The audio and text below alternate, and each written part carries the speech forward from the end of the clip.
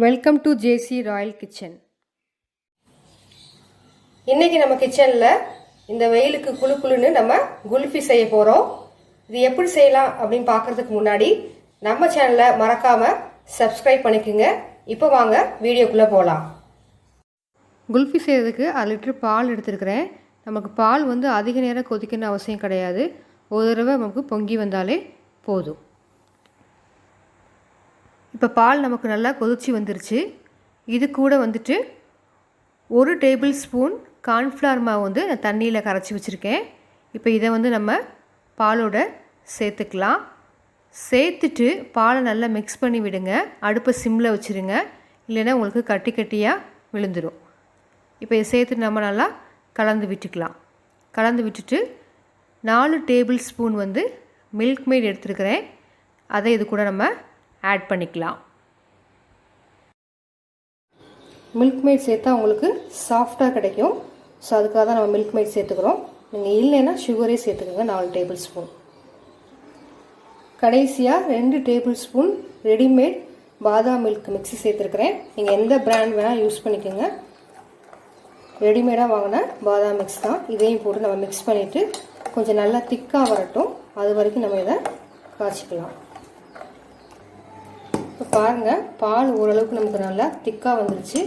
இதை ஆற வச்சு நம்ம எடுத்துக்கிட்டோம்னா இன்னுமே நமக்கு நல்லா திக்காக வந்துடும். இப்போ நம்ம ஸ்டவ்வை ஆஃப் பண்ணிவிட்டு இதை ஆற வச்சு எடுத்துக்கலாம். இப்போ பாருங்கள், நமக்கு ஆறுனதுக்கப்புறம் நல்லா திக்காயிடுச்சு. இப்போ நம்ம இதை குல்ஃபி மோல்டில் ஊற்றிக்கலாம். இப்போ எல்லா மிக்ஸையும் நம்ம மோல்டில் சேர்த்தாச்சு.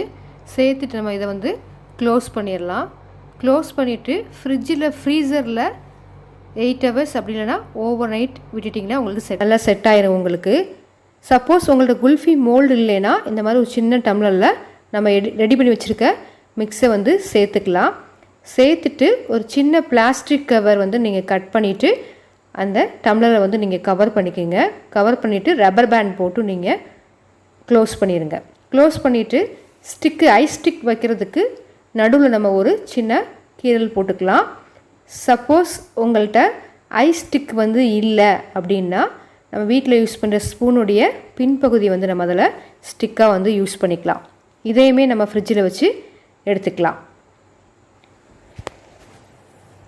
இப்போ ஃப்ரிட்ஜில் வச்சு 8 hours ஆயிடுச்சு. நம்ம இதை ரிமூவ் பண்ணிடலாம்.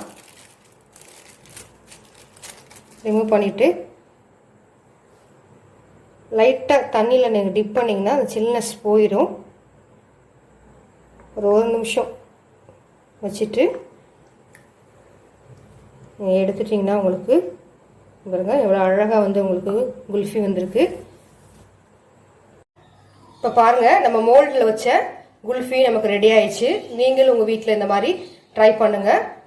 இந்த ரெசிபி உங்களுக்கு பிடிச்சிருந்துச்சுன்னா லைக் பண்ணுங்கள், ஷேர் பண்ணுங்கள். மறக்காமல் நம்ம சேனலை சப்ஸ்கிரைப் பண்ணிக்கோங்க. மீண்டும் உங்களை வேறு ரெசிபியில் சந்திக்கும் வரை நன்றி, வணக்கம்.